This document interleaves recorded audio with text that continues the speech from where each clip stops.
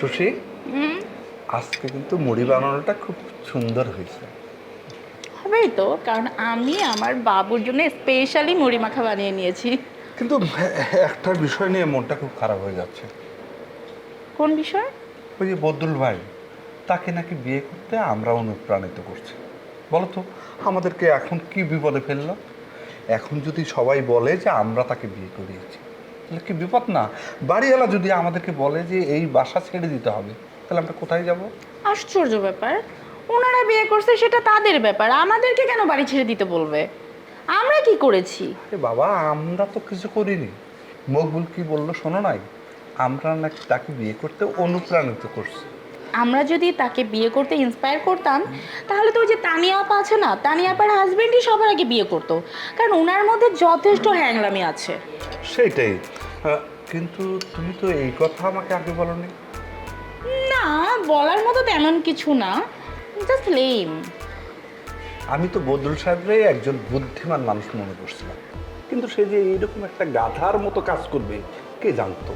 আরে বাবা, বিয়ে করবি কর, সেই বউকে নিয়ে এই বাড়িতে তোর উঠতে হবে কেন? আসলে সামান্যতম কমন সেন্স নাই। যদি কমন সেন্সে থাকতো, তাহলে দ্বিতীয় বিয়ে করে কেউ ওই বাড়িতে ওঠে? তুমি একদম ঠিক বলেছো, সেটাই। মেজাজটাই খারাপ হয়ে গেছে। থাক বাবু, তোমার আর মেজাজ খারাপ করতে হবে না।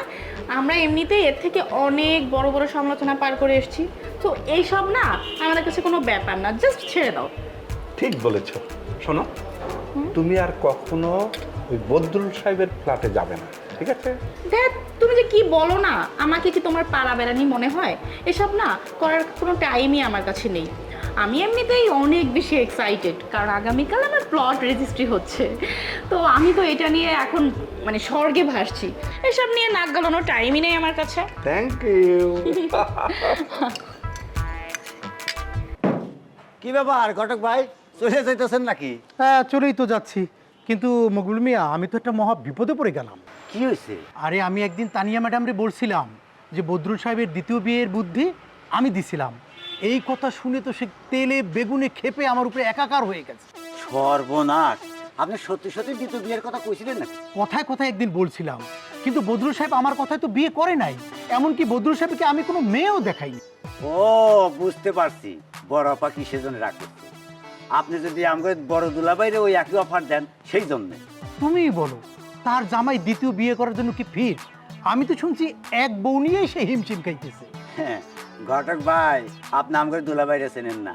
তাহলে যতটা দুর্বল ভাবছেন সে কিন্তু অত দুর্বল না। আসলে শ্বশুরবাড়ি থাকা খাওয়া এটা কিন্তু কম কথা না। এইটা অবশ্য তুমি ঠিক বলেছো মকবুল মিয়া। যাজ্ঞা ঘটক ভাই, এই আপনাকে যে আমার জন্য একটা বড় লোক পাত্রী দেখতে বলছিলাম, তার কি হইল? আচ্ছা, আমি একটা জিনিস বুঝতে পারি না, আমাকে বলো তো, বড়লোক পাত্রী তোমাকে বিয়ে করবে কেন? অসুবিধা নাই তো, ওই জন্য আমাকে দুলাভাইয়ের মতো আমিও ঘর জমে থাকলাম। চিন্তা করবেন না, পোষায় দিবনি। দেখুন নে, আসলে যে বিয়ে হওয়ার কথা সেটা হচ্ছে না, আর যে বিয়ে হওয়ার কথা না সেটা হয়ে যাচ্ছে। বুঝি না, অনেক কিছুই আছে। আপনি বুঝবেনও না, আপনার নজর তো খালি 5 তলা 10 তলার উপরে, মুখ বলে তো আর দেখেন না। আমি তো কতদিন করে বুঝাইতেছি যে আমার একটা মেয়ে দেখেন, বিয়া করবো বিয়া করবো, আপনি সেটা দেখেনই না। ভাই দেখেন কিন্তু আবার।